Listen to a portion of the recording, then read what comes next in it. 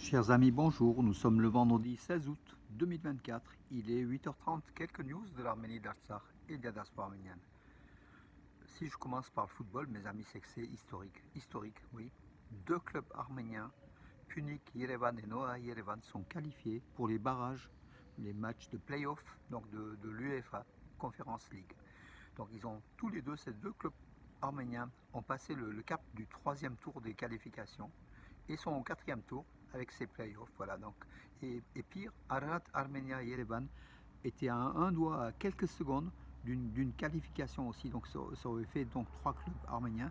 Déjà deux clubs, c'est historique. Trois clubs, je vous laisse imaginer. Donc ça montre quand même le niveau du football arménien grâce aussi à l'arrivée de nombreux étrangers, joueurs étrangers, brésiliens, portugais ou autres, arrivés en Arménie et d'Afrique aussi. Hein. Donc voilà, donc ça a relevé le niveau du championnat de football d'Arménie qui aujourd'hui peut concurrencer les meilleurs clubs arméniens. La preuve, c'est que Noah Yerevan s'est qualifié face à l'AEK Athènes, qui est l'un des meilleurs clubs grecs. L'AEK Athènes, vous savez, qui fait peur à tout le monde. Noah s'est imposé, donc ça s'est qualifié.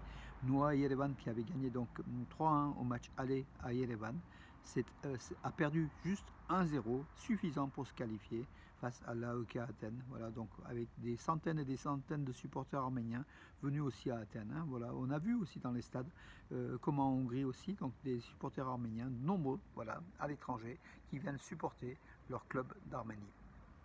Punic Yerevan qui avait gagné déjà au match aller contre Odabasi au Kazakhstan, hein, donc voilà, sur le score de 1-0 à l'aller. Punic Yerevan a gagné aussi donc au stade républicain de Yerevan sur le même score de 1-0, donc au total c'est 2-0. Punic Yerevan s'est qualifié. Donc, et le troisième club, en fait, Ararat Armenia, qui jouait contre Académie Pushkas, le club hongrois qui fait partie des meilleurs clubs hongrois. Eh ben, Ararat Armenia a failli se qualifier, donc a fait 3-3 à l'extérieur, en Hongrie, à Budapest.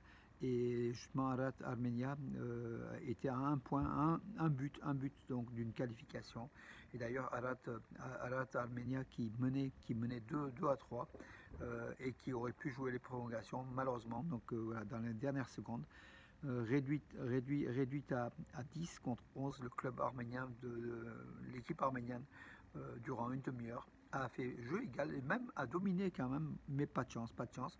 Il faut dire aussi que carton rouge pour les Hongrois, ils ont très très mal joué et puis en plus pire, ce sont des mauvais joueurs, ils ont fait beaucoup d'actions qui n'ont pas été sifflées par l'arbitre bien évidemment, qui a plutôt expulsé le joueur arménien.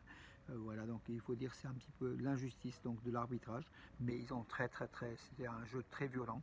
Moi j'ai vu tous les matchs, hein, les trois matchs, donc du coup je peux vous dire que Ararat Armenia sort avec l'honneur. Ararat Armenia est un club européen d'un très bon niveau, il aurait pu même se qualifier. Voilà. Donc rendez-vous donc avec deux clubs arméniens, Punic Yerevan et Noah Yerevan, pour les playoffs, voilà, et donc contre un club, je crois, slovaque, là, et puis un club enfin, vous verrez dans le détail, mes amis, je ne vous dis pas tout, parce qu'on ne va pas s'apesantir que sur le football. Et puis aussi, toujours en sport, mes amis, les couleurs de l'Arménie, le Yerakuin, le Garmil Gabout Ziranakuin, d'Elina Avanessian, depuis qu'elle est citoyenne d'Arménie, elle rencontre le bonheur sur les cours de tennis avec des victoires.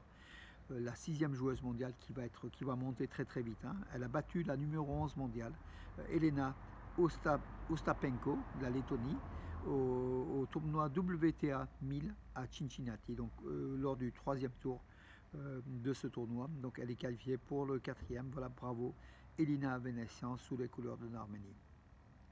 Alors c'est quand même nouveau. Le ministère israélien des Affaires étrangères a conseillé à ses citoyens d'Arménie, d'Azerbaïdjan, de Turquie, les pays limitrophes de l'Iran, de faire attention, voilà, d'obéir aux consignes de sécurité.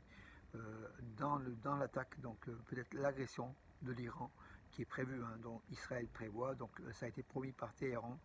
On attend juste la date, tout simplement. Voilà, donc les citoyens, tant en Arménie qu'en Azerbaïdjan, ne seraient pas, selon Tel Aviv, selon Jérusalem, ne seraient pas protégés comme il faut. Et ça, c'est une bonne leçon pour l'Azerbaïdjan qui justement achète des armes à Israël, mais en contrepartie n'arrive pas assez à assurer la sécurité des citoyens israéliens. Israël saura vraiment ses intérêts. Donc en tout cas, la Turquie et l'Azerbaïdjan sont des partenaires très peu fiables dans sa stratégie. En Artsakh occupé, l'Azerbaïdjan qui continue ses destructions massives de villages et de patrimoine arménien, des maisons, des fermes, des églises, se poursuit. Donc voilà, encore le village arménien de Khzapert a été complètement détruit selon les défenseurs des droits de l'homme de la République de l'Artsakh, qui est aujourd'hui réfugié en Arménie. La réserve naturelle de Garni, avec sa symphonie de pierres. Vous savez, ces pierres volcaniques, qui tombent de haut en bas sur des dizaines et des dizaines de mètres, pas loin du site de Garni, on le voit en contrebas. Ça va être classé donc dans réserve ça va être classé dans les sites du patrimoine mondial de l'UNESCO. En tout cas, l'Arménie a fait la demande. Voilà, donc une bonne chose aussi. Voilà.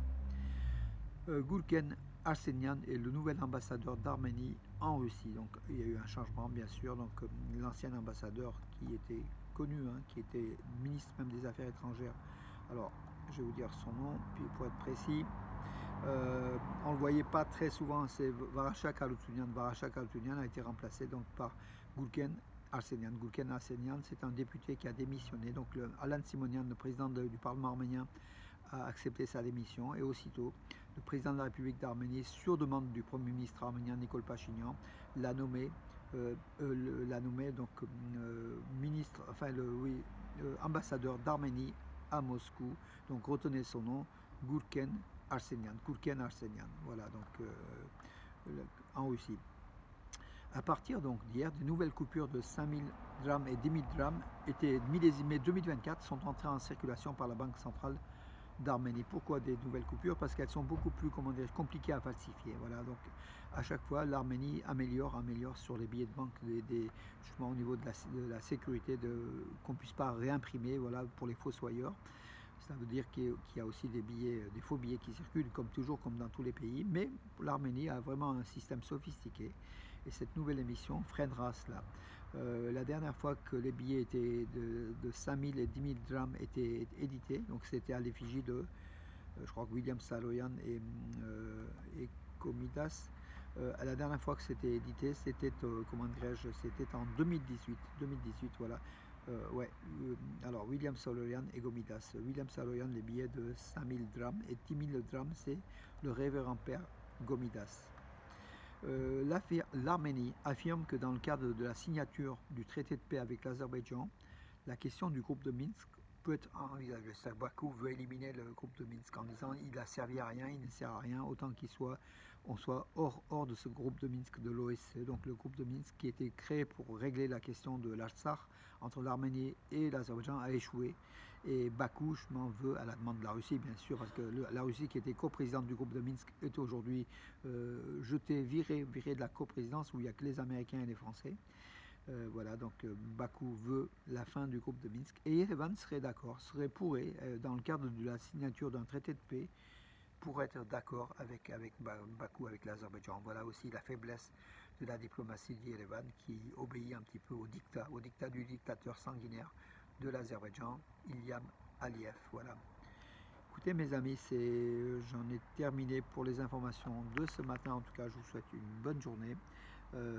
Et puis donc demain, samedi 18 août, l'église catholique arménienne, à l'église, en fait, à la chapelle des Pères rédentoristes, donc de Valence, à côté, juste qui jouxte l'église arménienne Saint-Sa, qui est juste à côté, à 18 h demain soir, samedi, bénédiction du raisin, donc Sainte Messe par le père Krikor